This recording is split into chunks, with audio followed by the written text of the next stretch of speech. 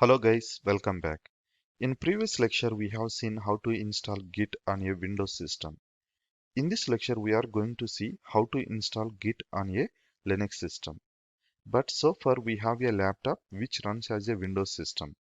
We don't have any Linux system, right? This is where we can take advantage of cloud services. In my case, I'm using AWS Cloud to create a Linux system or Linux server. But in AWS, server we call it as a EC2 instance. So we are going to create a Linux EC2 instance. Now we should have an AWS account to create a Linux EC2 instance. I have already an AWS account. I'm going to use my AWS account.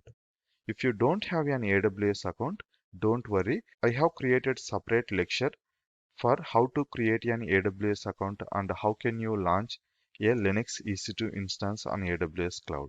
Those videos are available at the end of this Git course. Please go and watch there.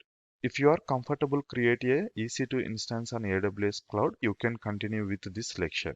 But anyway, quickly I'm going to launch an EC2 instance even in this lecture as well, so you can follow along with me.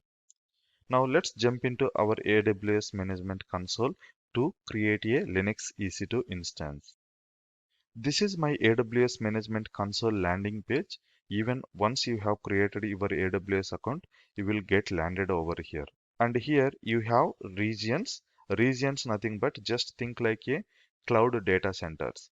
AWS provides data centers in different geographical regions. By default, you may landed on North Virginia, but usually I choose Mumbai region, which is near to me, and I can create EC2 instance under Mumbai region. Now, to create an EC2 instance, go to All Services. Under All Services, there is an option called EC2. Click over here to go to Compute Services. Now you can see here, this is my EC2 dashboard. I have already one running instance and these are the resources, nothing but which are used by your EC2 instance. But I'm interested to create a Linux EC2 instance. For that, we have a option called launch instance. So launch instance, here you can see launch instance option. Just choose this option.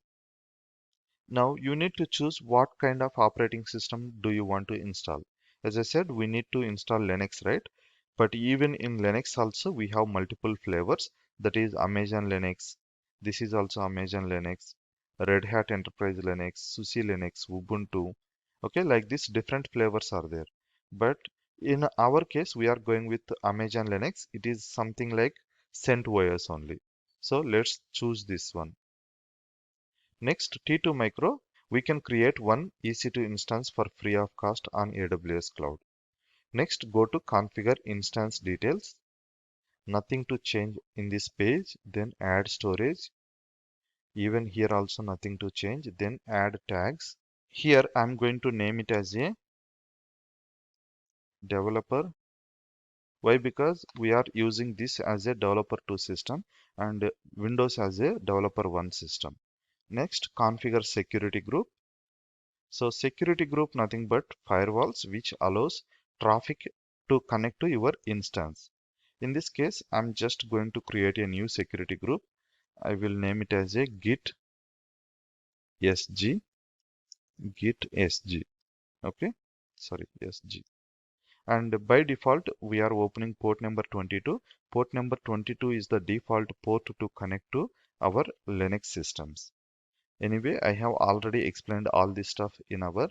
If you are new to Linux, I would recommend you to go through with that course. Next, review and launch. Now let's launch it.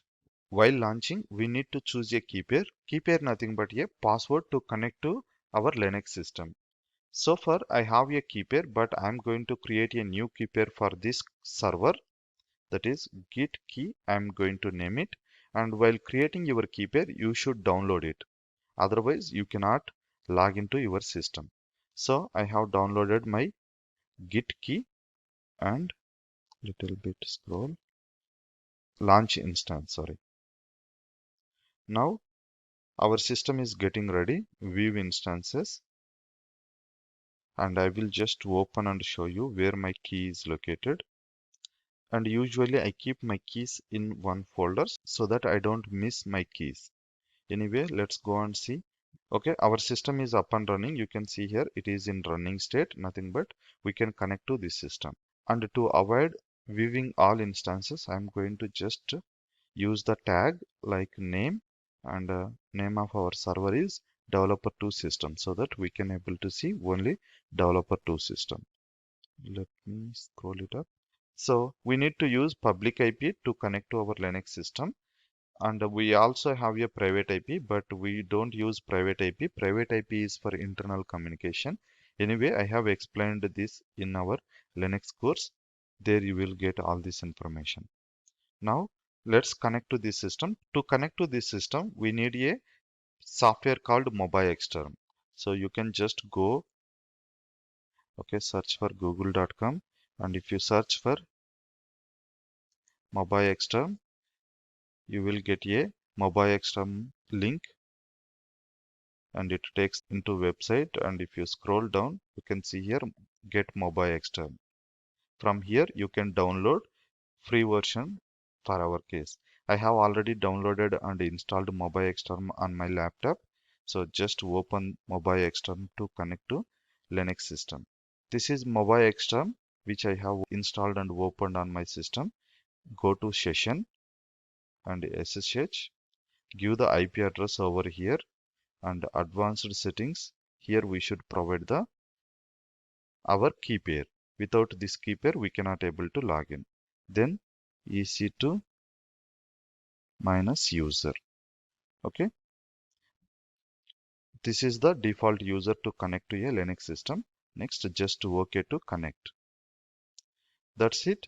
I have logged into my Linux system. And let me increase the font size and go to as a become root.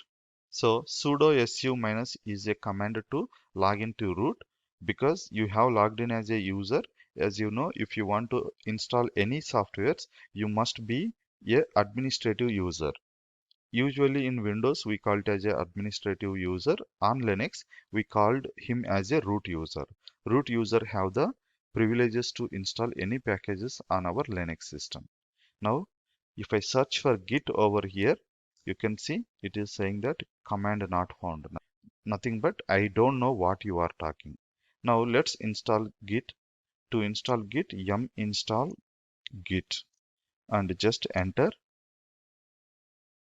Now I would like to install this Git.